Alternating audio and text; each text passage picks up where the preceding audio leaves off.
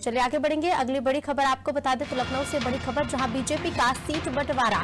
तो भाजपा ने सहयोगियों से किया सीट का बंटवारा। निषाद और अपना दल के साथ बंटवारे पर सहमति बनी है। अपना दल को मिलेंगी 15 सीटें, निषाद पार्टी को 10 सीट मिलेंगी।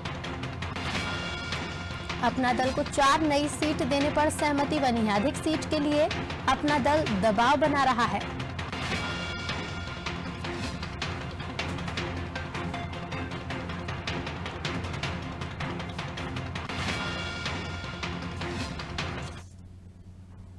और ज्यादा विस्तार से जानकारी के साथ संवाददाता अशफाक लगातार बने हुए हैं। अशफाक, उत्तर प्रदेश में विधानसभा चुनाव नजदीक है और इससे पहले भाजपा ने सहयोगियों से सीट का बंटवारा किया है, क्या कुछ अधिक जानकारी?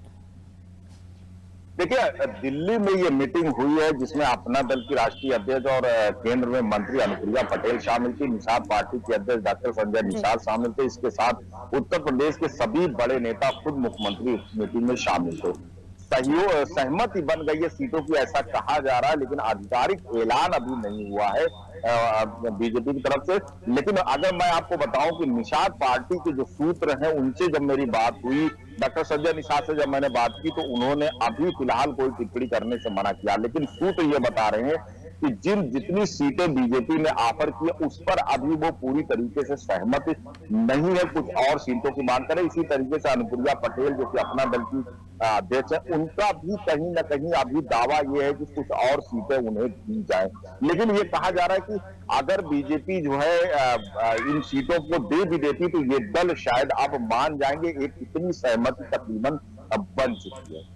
जी बिल्कुल अशफाक, साथ ही साथ खबर ये भी मिल रही है कि अधिक सीट के लिए भी दबाव बनाया जा रहा है। अपना दल को 15 सीटें दी जाएगी, निषाद पार्टी को 10 सीटें मिलेंगी, लेकिन उसके बाद भी अभी अधिक सीट के लिए दबाव बनाया जा रहा है।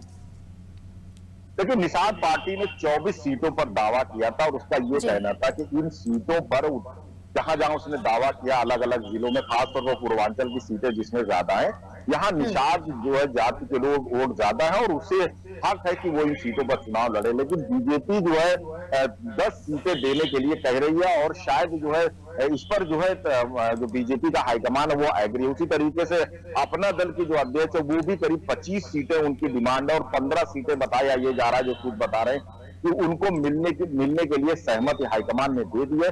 दोनों दलों के साथ परेशानी है कि ये दोनों दल पहले भी नाराजगी व्यक्त कर चुके हैं हाईकमान से। इनके पास रास्ते बहुत ज्यादा नहीं है। अगर ये एनडीए से हटते हैं या बीजेपी से हटते हैं तो इनके पास रास्ते नहीं है। और मैं आपको बताऊं कि इनका संगठन इतना मजबूत नहीं है कि वो मैदान में जाकर चुनाव लड़े और अकेले ये इन सीटों पर जीत हासिल कर सके। जी बिल्कुल अशफाक, आप बने रहे, आपके पास फिर लौटेंगे।